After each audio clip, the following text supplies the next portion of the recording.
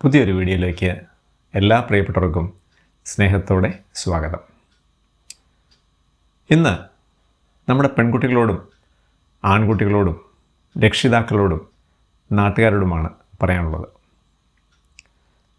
നമ്മുടെ പെൺകുട്ടികളോട് ഒരു കാര്യം പറയാനുള്ളത്, അവർ വിവാഹത്തിന് മുമ്പായിട്ട് തന്നെ നന്നായി പഠിച്ച് നല്ല വരുമാനമുള്ളൊരു ജോലി കരസ്ഥമാക്കിയതിന് ശേഷം മാത്രം വിവാഹം കഴിക്കാനായിട്ട് തീരുമാനിക്കുക. അവർക്ക് തോന്നണം, എനിക്ക് വിവാഹം കഴിക്കാം, സാമ്പത്തിക ഭദ്രതയുണ്ട്, സ്വന്തം കാലിൽ നിൽക്കാനുള്ള പ്രാപ്തിയുണ്ട്. അങ്ങനെയുള്ളൊരു അവസ്ഥയിൽ മാത്രമേ അവർ വിവാഹം കഴിക്കാൻ പാടുള്ളൂ. കാരണം നമ്മൾ ഇന്നത്തെ കാലത്ത് ഡൈവോഴ്സുകൾ ധാരാളം പെരുകുന്നു. കാരണം അഭിപ്രായ വ്യത്യാസവും ചേർച്ചക്കുറവുകളും ഒക്കെ ധാരാളമായി കണ്ടുവരുന്നൊരു കാലമാണെന്ന്. അതുകൊണ്ട് തന്നെ നമ്മൾ ഒരു മുൻകൂർ കരുതൽ ജീവിതത്തിൽ എടുക്കുന്നത് നല്ലതാണ്. പ്രായം അല്പം വൈകിയാലും കുഴപ്പമില്ല. എപ്പോഴും സാമ്പത്തിക ഭദ്രതയും മനത്തിൻ്റെയോടും കൈവന്നതിന് ശേഷം മാത്രം വിവാഹത്തെപ്പറ്റി അവരാലോചിക്കുക. ഇനി ആൺകുട്ടികളോട് പറയുകയാണെങ്കിൽ, കല്യാണത്തിന് ശേഷം പെൺകുട്ടിയുടെ വീട്ടുകാരുടെ വരുമാനത്തെയോ അവരുടെ സ്വത്തിനെയോ ആശ്രയിച്ച് ജീവിക്കാതെ അവർ നന്നായി പഠിച്ച് സ്വന്തം കാലിൽ നിൽക്കാൻ പ്രാപ്തനായ ശേഷം മാത്രം വിവാഹം കഴിക്കുന്നതിനെ പറ്റി ആലോചിക്കുക.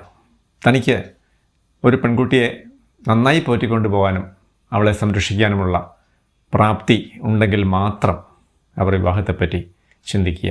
അതിനോടൊപ്പം തന്നെ തൻ്റെ പങ്കാളിയോട് സ്നേഹവും ബഹുമാനവും പുലർത്താനുള്ള ഒരു മനസ്സും അവർക്ക് കൈമുതലായി ഉണ്ടാകണം. എങ്കിലേ അവരുടെ ജീവിതം ഭംഗിയായി മുമ്പോട്ട് പോകത്തുള്ളൂ. രക്ഷിതാക്കളോട് പറയാനുള്ളത്, നമ്മുടെ മക്കൾക്ക് എന്തെങ്കിലും ബുദ്ധിമുട്ടുണ്ടാകുകയാണെങ്കിൽ അവരെ മാറോട് ചേർത്ത് പിടിക്കാനുള്ളൊരു മനസ്സ് എപ്പോഴും രക്ഷിതാക്കൾക്കുണ്ടാകണം. ഒരു ഡൈവോഴ്സൊക്കെ സംഭവിക്കുകയാണെങ്കിലും അവരോട് കൂടെ അവർക്ക് സപ്പോർട്ടായിട്ട് നിങ്ങളുടെ ഒരു സഹായം എപ്പോഴും ഉണ്ടാകണം.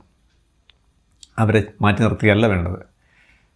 കുടുംബത്തിൻ്റെ പഴയ കാലത്തെ ചില ചൊല്ലുകളൊക്കെ പറഞ്ഞ് അവരെ മുറിവേൽപ്പിക്കാതെ അവരെ ആശ്വസിപ്പിക്കാനും അവർക്ക് അഭയം നൽകാനും നിങ്ങൾ തയ്യാറാകണം.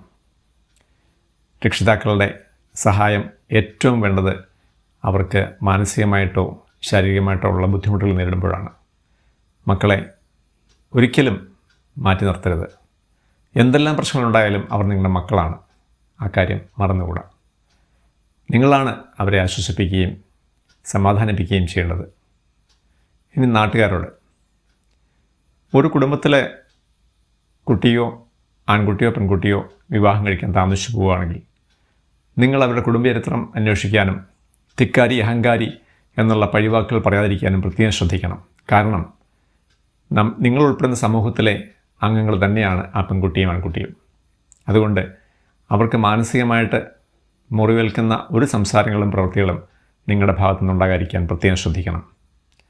സമൂഹത്തിൽ നമ്മളെല്ലാവരും കൂടെ വിചാരിച്ചെങ്കിൽ മാത്രമേ സാമ്പത്തിക ഭദ്രതയും സുസ്ഥിരതയും ജീവിത സമാധാനവും ഇതെല്ലാം ഉണ്ടാകുകയുള്ളൂ. അതുകൊണ്ട് നാട്ടുകാർക്ക് വളരെ അധികം പങ്കുണ്ട് ആ ഒരു കാര്യത്തിൽ. നാട്ടുകാർക്ക് ചെയ്യാൻ പറ്റുന്നൊരു കാര്യം, അവരെ ചേർത്ത് നിർത്താനും അവർക്ക് ആവശ്യമായ സപ്പോർട്ട് കൊടുക്കുകയാണ് ചെയ്യേണ്ടത്. അല്ലാതെ കവലകളിലൊക്കെ പോയിരുന്ന് ആ വീട്ടുകാരെ പറ്റിയോ ഒക്കെ ആവശ്യമില്ലാത്ത വർത്തമാനങ്ങൾ പറഞ്ഞ് അവരെ കുറ്റപ്പെടുത്താതെ, എല്ലാവരും മനുഷ്യരാണ്, എല്ലാവർക്കും പ്രശ്നങ്ങളുണ്ട്, അത് സോൾവ് ചെയ്യാനുള്ള മാർഗങ്ങളെപ്പറ്റി ആ വീട്ടുകാരുമായി ആലോചിച്ച് ഒരു പരിഹാരം നിർദ്ദേശിച്ചു കൊടുക്കുകയാണ് നിങ്ങൾക്ക് ചെയ്യാൻ പറ്റുന്നൊരു കാര്യം. എല്ലാവരും കൂടി ഒത്തുചേർന്ന് പ്രവർത്തിച്ചെങ്കിൽ മാത്രമേ നമ്മുടെ സമൂഹം നന്നാകുകയുള്ളൂ. എല്ലാവരും ഒറ്റക്കെട്ടായി സ്നേഹത്തോടെയും സഹവർത്തിത്വത്തോടു കൂടിയും ജീവിക്കാൻ ശ്രമിക്കുമ്പോൾ നമ്മുടെ സമൂഹം ഉന്നതി പ്രാപിക്കും.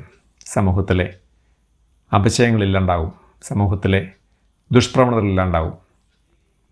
അതുകൊണ്ട് ആ കാര്യം മറക്കാതെ എല്ലാവരും ഒറ്റക്കെട്ടായി എന്ത് ജീവിത പ്രശ്നങ്ങളുണ്ടായാലും അതിനെ നേരിടാനും മറ്റുള്ളവർക്ക് നമ്മളാൽ കഴിയുന്ന സപ്പോർട്ട് കൊടുക്കാനും തയ്യാറാകണം. എല്ലാവർക്കും നല്ലതുണ്ടാകട്ടെ, നല്ലത് വരട്ടെ. എല്ലാവർക്കും നല്ല കാലം ഉണ്ടാകട്ടെ. എല്ലാവർക്കും സാമ്പത്തിക ഭദ്രത ഉണ്ടാകട്ടെ.